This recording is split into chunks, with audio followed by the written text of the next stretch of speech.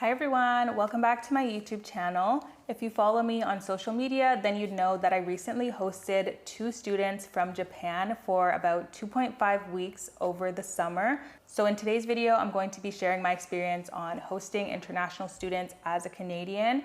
That was kind of like a trial period for myself and my family since it was just short and 2.5 weeks. And then we're going to be getting another student for the fall semester. So I will also do kind of like an updated video once that semester kind of starts progressing and just see how the overall journey and thought process changes. Okay, so the first question is, why did I decide to host international students? So in my first video, I mentioned how we have like 2 kitchens and multiple bedrooms, like extra bedrooms and things like that in my house. So one of our original plans was to do like an Airbnb style in our basement unit or just start renting out to people. But as we started living in the house and just kind of like seeing our dynamic and all of us were comfortable with how it was, we knew that we didn't necessarily want to do Airbnb, especially like that just sounds like a whole headache doing Airbnb. So then on Facebook, I randomly started seeing ads on like hosting international students, and that caught my attention. I reached out a couple times. For some reason, it didn't end up working out. But then more recently, my mom started seeing the same thing. She reached out. We ended up having a meeting with one of the Homestay companies is what it's called. So at that meeting, we started learning more about like what it is to host these students, like what it actually means, what it entails and stuff like that. And we actually were really interested in taking a chance. So yeah, that's kind of how we got into it. Question 2 is, how did we prepare for their arrival? So we had 2 extra bedrooms and my mom and we each had an office in both of those bedrooms. And pretty much we had to take everything out of those bedrooms and reset up our offices downstairs. And then we also had to buy a few furniture pieces. I think we had to buy only one bed. We had to buy one bed. I ended up finding like a free desk through someone who I knew that was giving it away. And then I gave one of my old desks to put in one of the rooms. So yeah, we had to do like we had to kind of do some moving around of furniture, and we also had to acquire a few other pieces. The next question is, talk about the daily routine you had with the students, including any planned activities or outings. So I forgot to mention this earlier, but the students that came, so like I said, they were only here for 2.5 weeks because they were going through like an ESL, English Second Language program at the schools in the area. So from like 8 to let's say 5 every day they were gone to that program. But then on the weekends we were encouraged to kind of make an effort to show them around the city and show them, just kind of like incorporate them into our family a bit. So I would say in terms of daily routine, for the first few days we would wake up with them and make sure that they get something to eat, that they pack their lunch, etc. But then as time kind of progressed, we would like loosen up a little bit. So like they would make their own breakfast and they would start walking to the bus by themselves, things like that, just kind of like giving them, more freedom once they are familiar with their surroundings. The next question is, describe how language barriers, if any, were managed and the methods you used to communicate effectively. So most of the time they were able to understand what we were saying in English, and we were also able to understand what they were saying to us. So the language barrier was not too bad. For the more complex things, like when one of them got sick and she needed to communicate how she was feeling, then she took her tablet and I guess she probably translated it from Japanese to English and then would show us like the written statement in English. But that really only happened maybe like 2 times each, which is really not bad. The next question is to share any heartwarming, funny, or memorable moments that occurred during their stay. So honestly, I would say it was the last night before they left. They gave us like some gifts. So we got Japanese snacks, we got scarves, we got little games and things like that. But they also they hand wrote different notes, which was really, really nice. I'll put them on the screen. But it was really heartwarming for me because it's just such like almost like a pure, like authentic experience, you know what I mean? It it was really nice to just feel like you know, made an impact in someone else's life. So I really liked that. I really enjoyed it. And I was so sad to see them go, even though it was just a short space of time.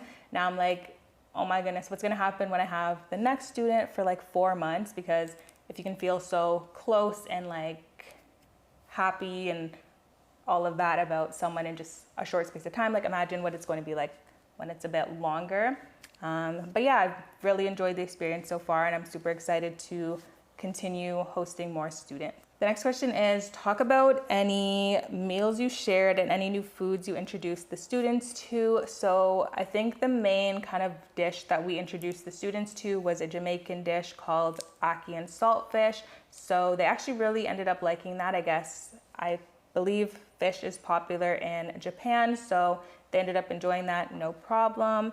And that's by far my favorite meal, so loved it, great experience. The next kind of like question is, be honest about any challenges you encountered during the hosting period and how you addressed them. So the biggest challenge that we faced, of course, was our students getting sick. So one of them got sick just a few days after arriving for the trip, and then a couple days later, the other student got sick. So that was definitely a big challenge for us, especially since we live in a house that's multi-generational. So a big concern was, of course, keeping my grandma safe and trying to avoid her getting sick. So that was definitely a challenge. And then, of course, since they weren't able to go to school since they were sick, we kind of had to like figure out ways to, in a sense, keep them occupied during the day, even though they were sick. Luckily, one of them, she had a TV in her room, so she was able to kind of engage with that. So yeah.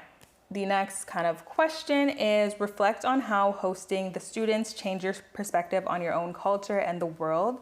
I would definitely say that hosting students definitely opened my eyes to just thinking about what it's like in different places in the world. The only places I've really been myself personally is, of course, places in North America and the Caribbean. That's pretty much it. So I haven't seen like a lot of different things. I would say hosting these students definitely kind of pushed me to do a little bit more research. Like I was kind of searching up like what is it like in Japan, like what is kind of like the dress code and things like that. So it definitely has opened my eyes and made me more, you know, kind of curious about what it is like in other places. And I definitely want to visit Japan someday. So the second last question that I'm going to answer is, describe the emotions and reflections that arose as you said goodbye to the students at the end of their stay. So to be completely honest, I was so sad when the students were leaving. It's amazing how you make such like a strong connection in such a short space of time, and just how you kind of get accustomed to them being there almost. And again, such a short space of time. I also do feel like a large part of it was that we didn't get to do everything that we kind of planned to do with them, because they were sick for about, like, if you combine their sickness type thing, they were sick for roughly like 5 to 7 days, which is a large portion of like a 2.5 week trip. So yeah. And then also just when they wrote us the handwritten letters, kind of saying like what they enjoyed about the trip, and like they were like, thank you for being kind, etc., things like that. It was just like, it was touching. So yeah, I was really sad when they were leaving. And if they ever come back, because I know they have my YouTube channel, they're probably watching this. If you ever come back to Canada, make sure to ask for me as your host mom again. Lastly, I'm going to end off the video by sharing some tips and advice for anyone considering to host international students. Honestly, I think if you have an opportunity to host international students and you're able to, you know, be present in their lives when they're here, then I do think you should take that opportunity. It's really interesting to get to learn about other cultures and things, and especially for my family, we are unfortunately not well traveled, so it's really nice to just kind of like open our eyes to different experiences and different cultures and things like that. And honestly, like before meeting my students and everything, I never thought of Japan for like a place to visit. I've always just kind of been like, okay, I know I want to go to Europe because I love, you know, Italian food and etc.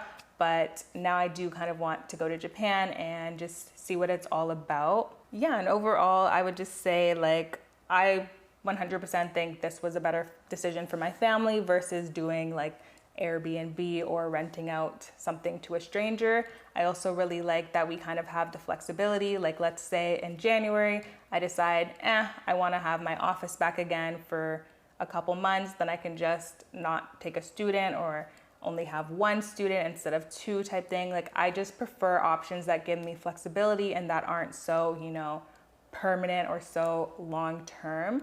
And then lastly, a tip that I would mention is, of course, get to know the other families who are hosting if you have an opportunity to. I think that also contributed a lot to our experience because we got to know some of the other families that lived in a close proximity to us. And then for some of the outings, we were able to go together and bounce ideas off of each other and things like that. So it was honestly a really fun experience, and I'm super excited to do it again soon. So overall, I really enjoyed the experience of hosting students. Like I said, I'm super excited to do it again and, kind of make this a regular thing in my life. It was an amazing experience, and I'm super excited to learn about other cultures and different things as I get new students. And yeah, it's really just a heartwarming experience, and you learn a lot, you try different foods, and I'm really enjoying it. If you have any other questions about hosting international students, make sure to leave them in the comments down below and I'll respond to you. Or if I get enough questions, then I'll probably film another video. Also, give this video a thumbs up. Make sure to follow me on Instagram and TikTok, especially on TikTok if you want to see kind of like my hosting vlogs and behind the scenes. And lastly, of course, subscribe to my YouTube channel. Thank you for watching. Bye.